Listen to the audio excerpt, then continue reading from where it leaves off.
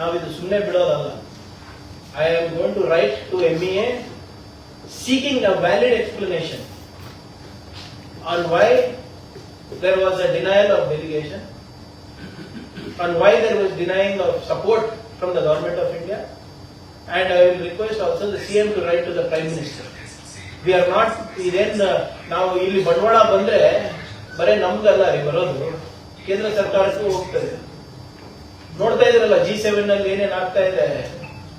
ಪಾಪ ಆಹ್ವಾನ ಕೊಟ್ಟಿಲ್ಲ, ಜಬರ್ದಸ್ತಿನ ಆಹ್ವಾನ ಮಾಡಬೇಕು. ಅಲ್ಲಿ ಬಂದಾಗ ಪಾಪ ಒಬ್ಬ ಟ್ರಾನ್ಸ್ಲೇಟರ್ ಕೂತ್ಕೊಬೇಕು ಹಿಂದೆಗಡೆ.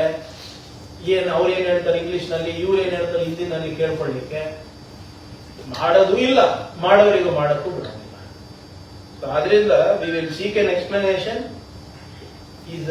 This is not in good, it is not in good spirit.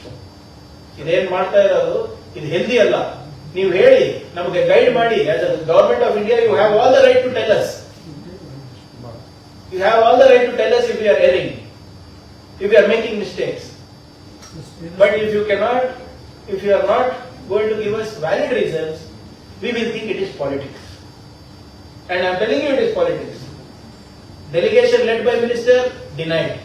Delegation of officers, approved. Delegation led by another cabinet rank colleague, approved. Same delegation, same meetings. What should we make of it?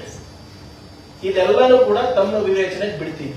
ಈ ಎಲ್ಲ ಸ್ಲೋಗನ್ಗಳು ಇವೆ ಅಲ್ಲ, ಇವೆಲ್ಲ ಬರೇ slogan ಆಗಿ ಉಳಿತದೆ. ಇದು $10 trillion ಎಕಾನಮಿಗಳೆಲ್ಲ ಬರೇ ನೋಡೋಣಪ್ಪ. ಯೋಗಿ ಆದಿತ್ಯನಾಥ್ ಅವ್ರಿಗೆ ಕಳಿಸಿ ನೋಡ್ತೀನಿ ನಾನು ಎಷ್ಟು ಬಂಡವಾಳ ತರ್ತಾರೆ.